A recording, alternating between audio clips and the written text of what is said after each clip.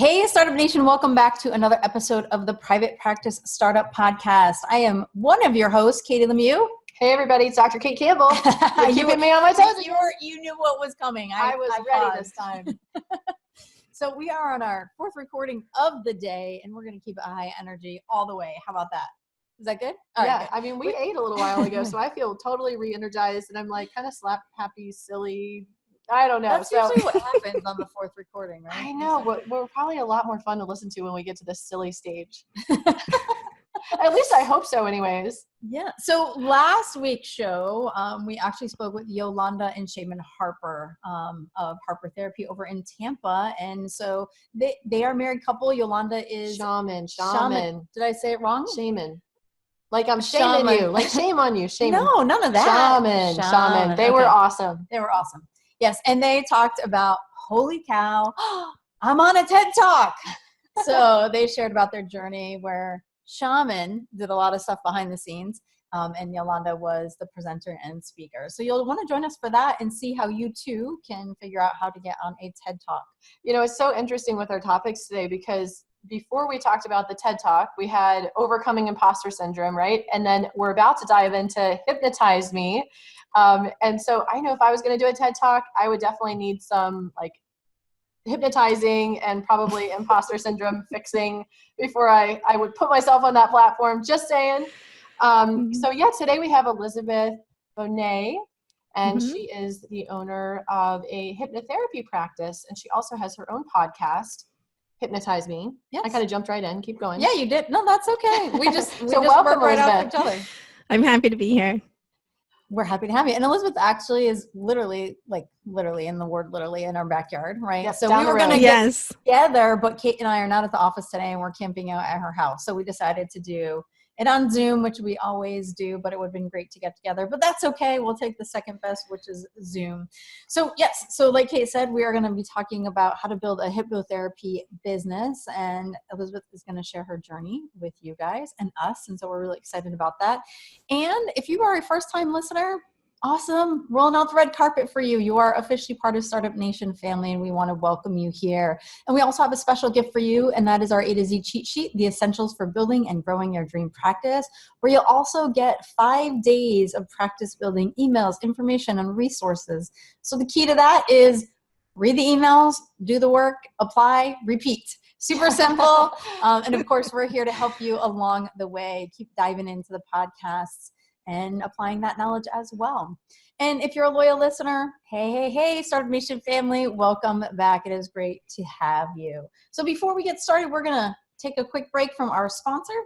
Yes, we are so grateful for Therapy Note being our sponsor for today's episode. And if you guys haven't heard our episode with Brad Pliner, it was episode 54. We really did a deep dive into Therapy Notes and talked about all of their whole platform and what it offers, because it really does provide a wonderful system and place for therapists to be so organized with managing their notes and submitting insurance claims and scheduling. They also have a great email and phone support. So if you ever have any tech issues, tech can be challenging. So they're always right there to help you out. So it's a wonderful platform, and we highly recommend them. Make sure you click the link in our show notes page and you'll be able to get 2 months for free. So that is a great opportunity for you to get all organized and systemized before you really grow your dream practice. Or if you're already in you're already in a thriving private practice, it's never too late to transition and make that change and get started.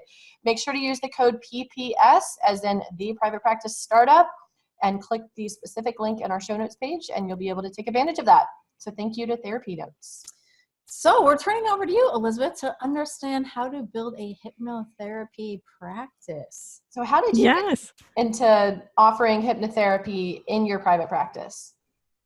Well, I was always, before I started, I want to say that's a great offer, 2 months free for your sponsor. I just want to tell listeners that. Usually it's like 1 month free. So that's like double. So anyway, use their code if you can. Okay. How did I get into a hypnotherapy practice? Well, I had always been fascinated by hypnosis. I had taught yoga for, well, by this point, it's been like 18 years or so. And it was a true love of mine. And at the end, you do relaxation. I often did guided meditations. And so it's very similar to hypnosis. But then I'm already getting relaxed. I know. I know, right? Oh my God, Here, I'll try to put more energy so I don't put everybody like in a hypnotic trance, right? So Maybe a hypnotic trance. You never yeah, know. totally.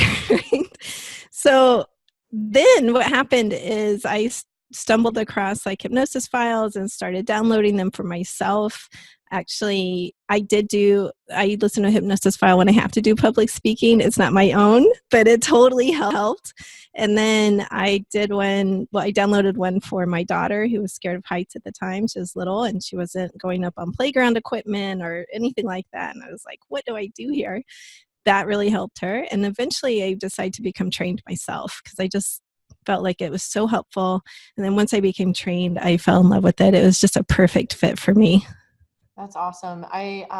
This is something that probably Startup Nation doesn't know, but I took the 50 hours of certification in hypnosis training, maybe in like 2007, like a really long time ago. And it's one of those things, if you don't practice it, if you don't stay on top of that skill, you kind of lose it. And so I don't actually use hypnosis in my practice, and I always refer referrals out, and which is why I'm so happy to be connected to you, so I can send those referrals your way. But I so believe in hypnosis, and I'm just fascinated by it. It's something that's so interesting and intriguing to me. So, it is really fascinating. And I've heard that from other people. My past business partner actually had training in hypnosis, but never used it. And I think it's a fit for some people. For some therapists, you immediately say, oh, yes, this is me. I'm going to start using it, all of that. And then for other people, it's not. In my case, I had a mentor that I found very early on. And I think that really helped because then I could call him and be like, what do I do here? Or this case is coming in. Should I take it? Should I refer it to you? And that really helped me build my skills quickly. So tell us a little bit about your journey in private practice. Yes, my journey in private practice. I got trained in psychology, earned my PhD in clinical psych, and then left the field for about 10 years. I really just got burned out. And I had tried, right after I graduated, I had tried private practice working in someone else's. And I still felt burned out. And this was a huge crisis in I wasn't married at the time, but soon to be, my relationship. He was like, how could you have earned a PhD and leave this all behind? But I was like, I just can't do it. So I actually left for 10 years. And then when I came back 10 years later. What did you do in the meantime? Lots of stuff. Raised kids, went into a tech career. So I went into project management. I had always worked in the computer lab in graduate school, running like statistics and then programming very early on when the internet started, like 1995. When the internet started, I started building websites. So I got a job actually at a website company building websites. Interesting. Yeah, I'm glad I asked. I know. It happened to be owned by 2 PhDs themselves. And so they didn't care that I didn't have any formal training in it. They were like, well, we know that you have perseverance and you can finish something. That's really all we need to know. And that you're intelligent. So we'll teach you the rest. That you have those tech skills, because in private practice, tech skills come in handy big time. They do. Yes. So I did that for a couple of years before I had babies and stayed home to raise them. And then I also developed a prenatal yoga company in Broward County, Yoga Fairy, and then sold that in 2016, about 2 years ago. I sold that company. But for many, many years, that's all I did.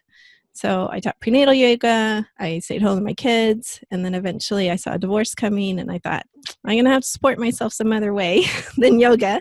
Well, it turns out yoga supported me just fine, but I did go back into private practice at that point. So I went into a group practice and started seeing people and figuring out how to do this, how to get clients, how to get them to me. Yeah. Gotcha. And was that practice, were there other like hypnosis trained therapists, or everyone had their specialty? No, I wasn't actually doing hypnosis at that point.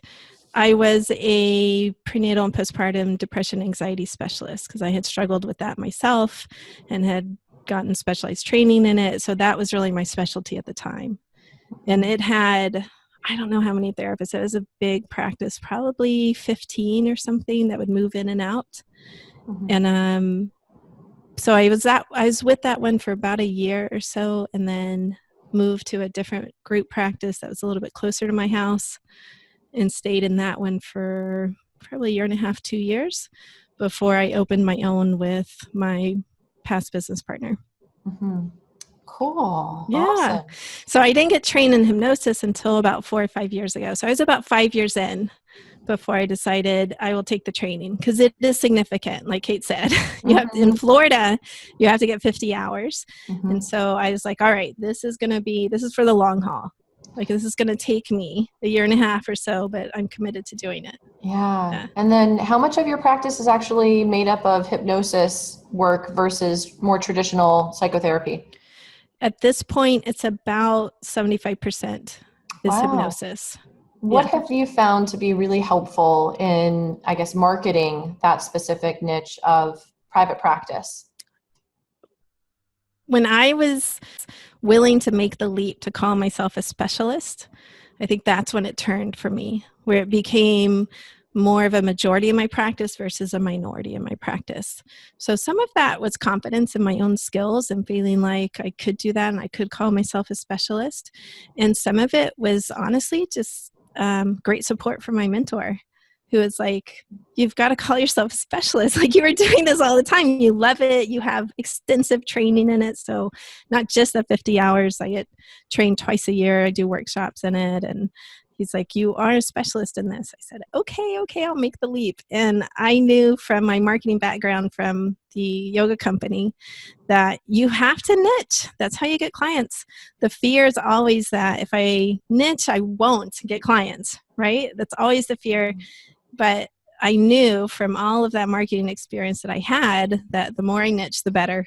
So I was like, okay, I will niche in my private practice. I'll make this leap psychologically. And that's what really, when hypnosis clients started to come in, as well as people would find me on the internet. My SEO has always been really, really good, partly because of my tech background. And also other therapists would start referring to me. So it's not even therapists I knew. What I would hear from clients, I still hear this from clients, is that their therapist would Google hypnosis and I would pop up and they'd say, well, why don't you try this person? So they're coming in several different ways.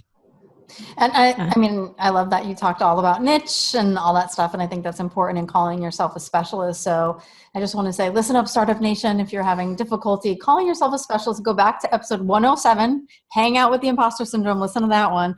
But that is really important. And, one of the feelings, so Kate and I both specialize in couples. And, when you specialize in something and you're passionate about it, all these little intricacies and information that the general population and or other therapists don't have. And even the way that you speak to clients on the phone, like I get so many of those, like, oh my gosh, you get it. Like, I called other therapists or I work with other therapists, but I know you get it. Right. Mm-hmm. And so that's really essential, right? Because when you are passionate about that and the way that you speak is, clients sometimes don't even know what they need exactly.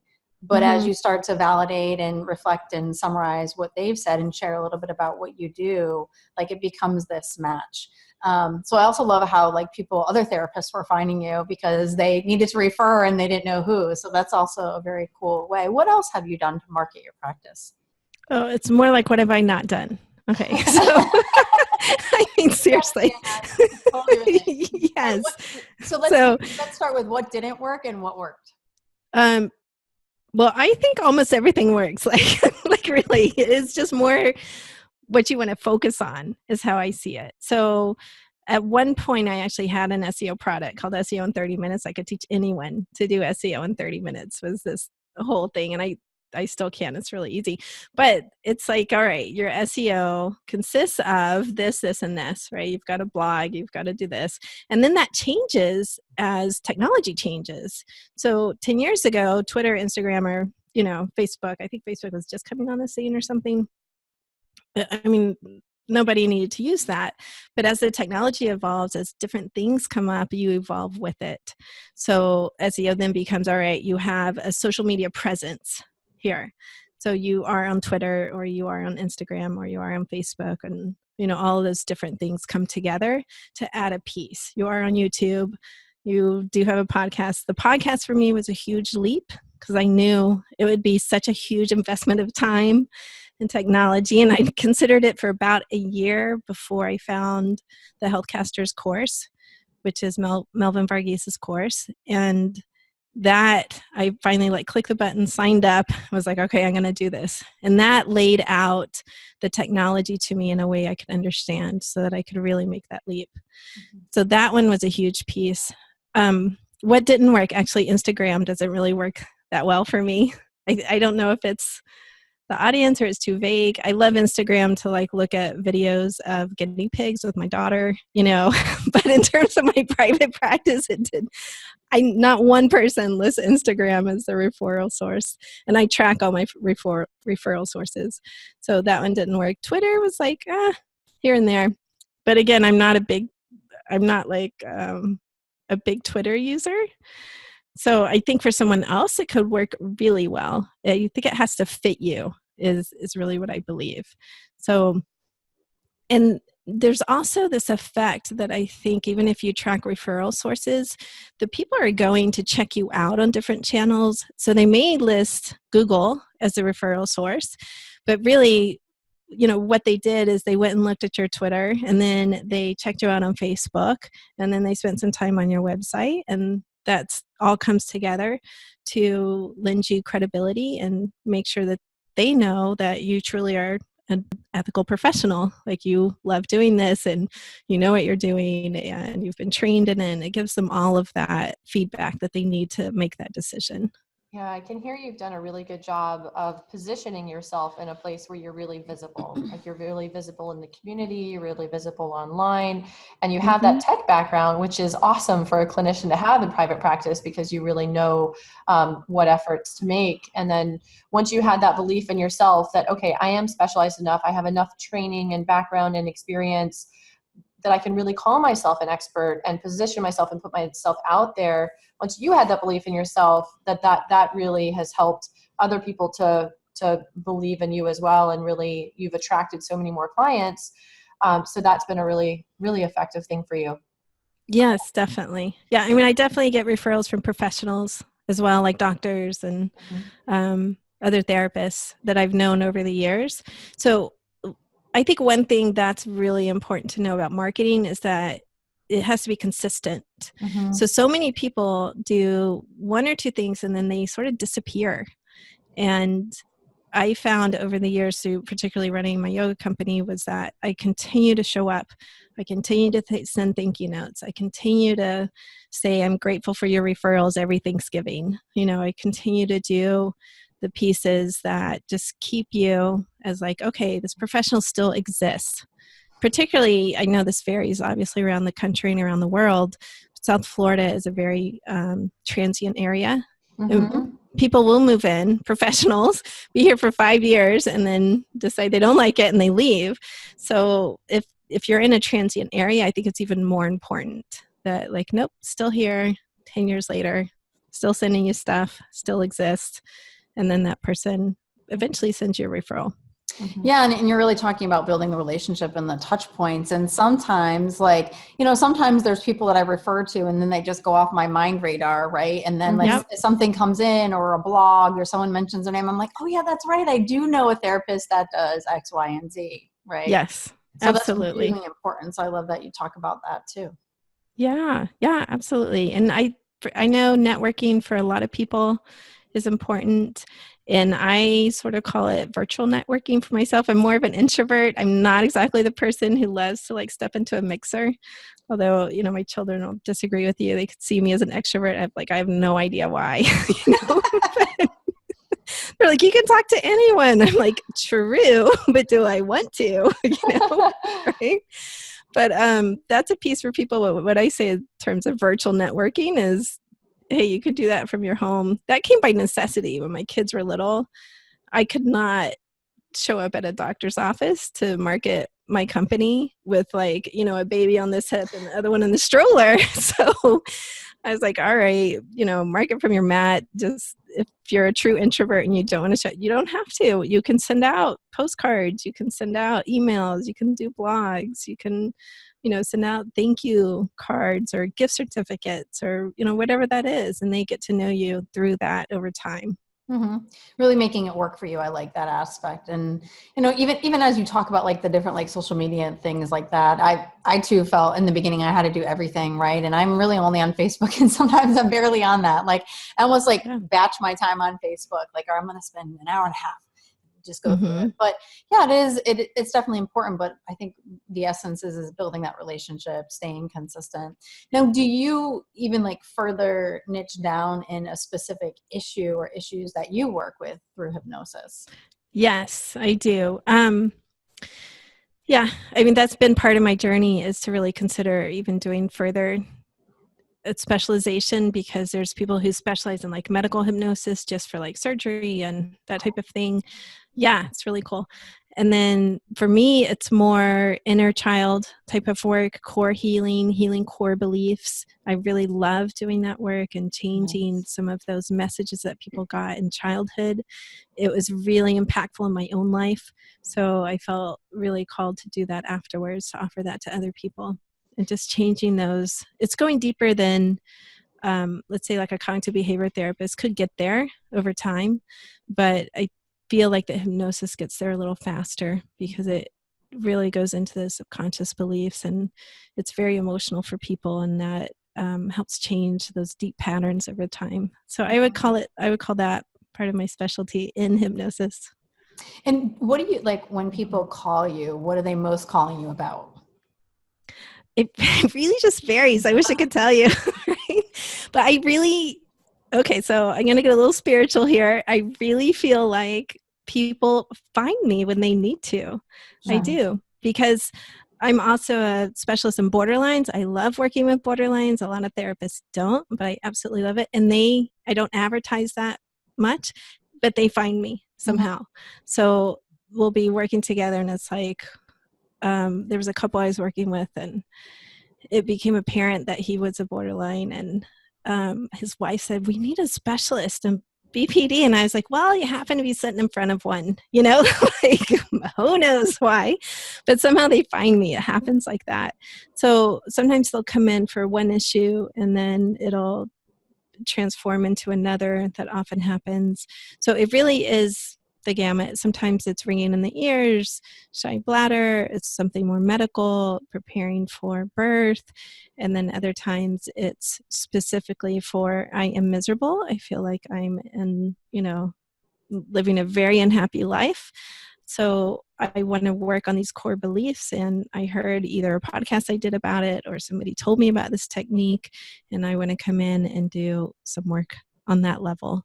And it's pretty efficient and pretty quick. You're talking, depending on what's going on, a couple of months, sometimes much less. So sometimes it's like 3 intensive weekends or 2 intensive weekends. So people will come in for that as well. I have people come in from out of town and do intensive work, and then go back to their regular lives. Yeah, so that's a great USP. Yeah, very interesting. You've really niched down even further and just created different programs and services to be able to best meet the needs of your clients. And I'm curious about, how long are the hypnotherapy sessions? Does it just depend on what the need is, or how do you determine that? It does. So I have a program that's for migraines. It's a 6-session for migraines. It reduces the intensity, the frequency, and the use of medication. So those are 30 to 45-minute sessions. That's it. The IBS program, irritable bowel syndrome, it's 7 sessions every other week. So it's like 14 weeks, but it's 7 sessions. But those are pretty fast. We check in, we do the hypnosis, they're out in 45 minutes, let's say.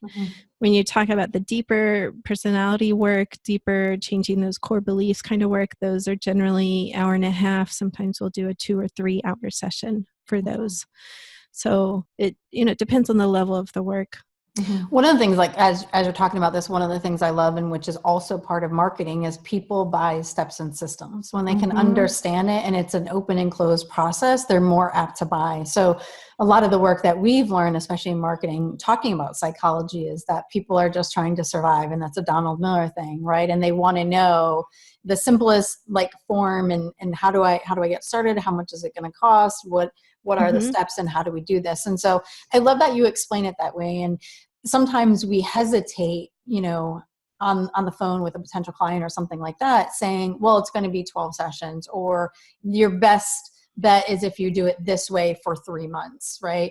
And that is important, actually. And that actually still holds you as the position of the specialist and the expert. Like, I'm telling you how you're going to get the best benefit. And then I ask them, what is it that you're wanting to receive? I want the maximum, right? So that's just another little tidbit as I hear, because my mind is always attuned to marketing and things like that. But, that's interesting. And I think you definitely done so much in the marketing aspect and really highlighting different areas and utilizing different platforms, but also just like the way that you talk about it, the niche and all that stuff. So it sounds like definitely. an awesome job.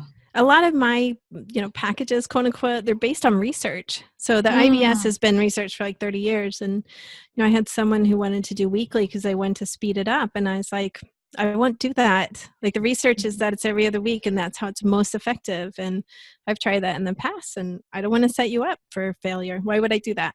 So it's really approaching it that way too. Like, the research says, all right, 6 sessions is probably the best for migraines. That's what we base it on.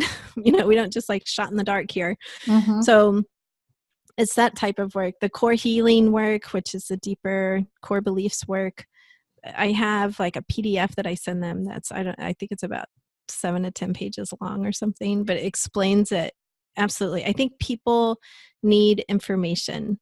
What I always want to prevent is someone coming back and saying, well, you didn't say this, like you didn't say it would cost this much, or you didn't say, and then it's like, no. Look, I can't guarantee anything really. But here's the package. I lay it out and say, these are the 6 sessions and this is how much it costs. Or for the core healing, it's like, all right, we do this for an hour and a half and there's this assessment. And then we do a 2-hour session and then we do a follow-up session. It is all laid out with the cost so that there's no questions later about it. So they know what to expect. And that's really about building a good business relationship as well, being really clear.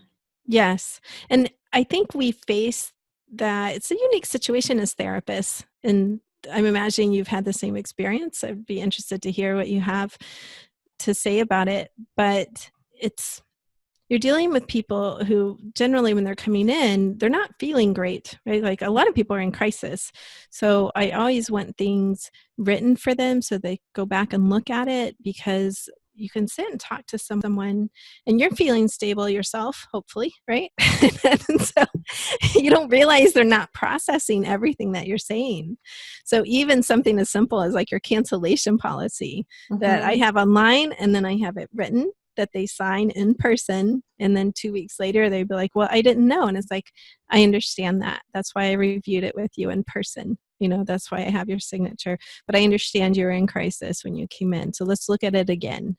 But it's all laid out clearly. And from a business perspective, I think that's helped me over time to feel like, no, I did my due diligence on my side. Like, I cannot account for everyone coming in. We deal with so many different types of people that I can't account for all of that. But, let me make sure that I'm doing what's ethical and right on my end of the business. And that really contributes to the know, like, and trust factor. Yeah, I'm enjoying a lot about what you're saying and the different strategies that you found that really work. And I was also curious to ask a little bit more about the podcast.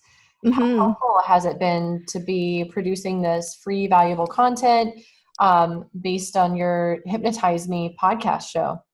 It's been an incredible experience. I know you two feel the same way, that, originally I did it to educate about hypnosis, but also as a way to bring referrals in. And it has delivered far more than that, far more. I'm sure. Like, yeah, I mean, I regularly get referrals from it. I would say 1 to 2 a month. And awesome. Yeah, it varies, but generally that's what it is. But more than that, it has caused me to have to focus on the research and learning more and being prepared. And I get to talk to all kinds of people about hypnosis, which I absolutely love, right? And then on top of that, I get to talk to, it's opened this whole world of podcasters where it's like, okay, it's not just interviewing people for my podcast. I get to be interviewed for other people's podcasts and talk to them about, let's say, the business of therapy or parenting or, mindfulness, like all of these different people that it's opened up. So it's really been an incredible experience. I really love it. Awesome. What do you want to make sure our listeners take away from your message today? Oh, it's a great question. Let me pause here for a moment. Let's think. I would say that if you really love what you're doing, and don't be scared to niche, don't be scared to jump in, get more training, call yourself a specialist, and then convey that confidence to other people. I think that is inner work that has to happen, but the outer piece of that is you get so many results, like you get to help so many people. So I see it also as service. Like, how can I be of service to people? Well, they have to know that I do this and I love this for me to even be able to serve them and help them grow and get better and function better in their lives.